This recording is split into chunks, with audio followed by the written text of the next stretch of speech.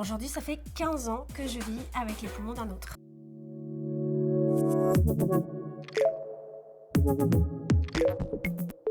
Bonjour, je m'appelle Sabrina Perquis, j'ai 41 ans, je suis atteinte de la mucoviscidose, je suis créatrice de contenu santé. Bienvenue sur Papillon Action.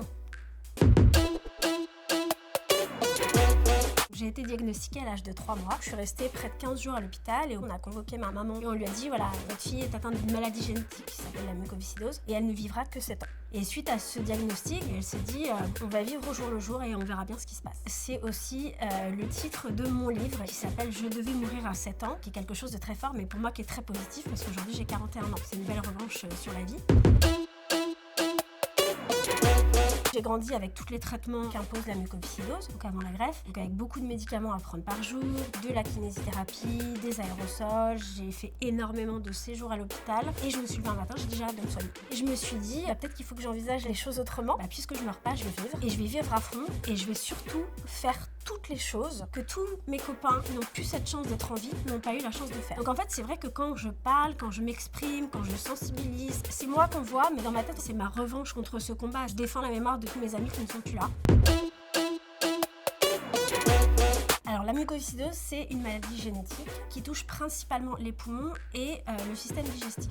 Mucoviscidose, mucus épais visqueux qui vient s'entourer autour des organes, principalement des poumons, donc qui va venir boucher et obstruer les bronches. Au quotidien, c'est une maladie qui nécessite d'avoir des heures de soins avec des traitements qui sont lourds, de la kiné plusieurs fois par jour pour désencombrer les bronches, des aérosols, des médicaments. C'est une maladie où on n'est pas tous très épais parce qu'on dépense toutes nos calories à respirer, donc qui nécessite un régime hypercalorique. J'ai grandi avec un schéma qui était mange des chips, mange des sneakers, mange des marches. Tant que tu manges, tu vas grossir. On se dit il va pas y avoir de répercussions. Sauf que c'est du mauvais gras, c'est du sucre à foison. Je dis pas que le régime alimentaire est le principal responsable de l'apparition du diabète parce que ça fait partie des complications de la mucoviscidose. En revanche, je reste persuadée que si on avait œuvré autrement avec l'alimentation dès mon plus jeune âge, je pense que j'aurais pu reculer encore l'échéance.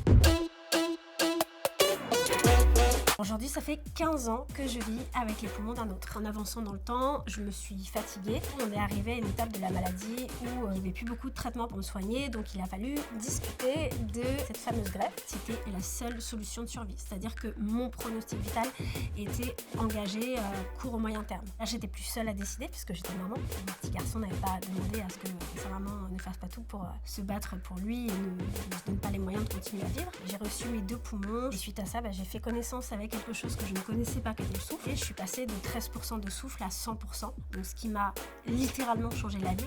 J'ai enlevé l'oxygène qui m'aidait à respirer, beaucoup d'heures de soins en moins par jour forcément. J'ai pu jouer, courir, m'amuser avec mon fils sans m'essouffler. C'est une solution de survie qui ne guérit pas la maladie, c'est-à-dire que je suis encore atteinte de la mucoviscidose, mais sinon je vais bien, je suis heureuse dans ma vie, tout simplement.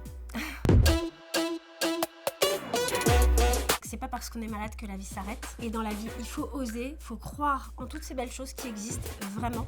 Même si au départ, on a peut-être un scénario catastrophe. Une vie, on n'en a qu'une, donc il faut la vivre à fond.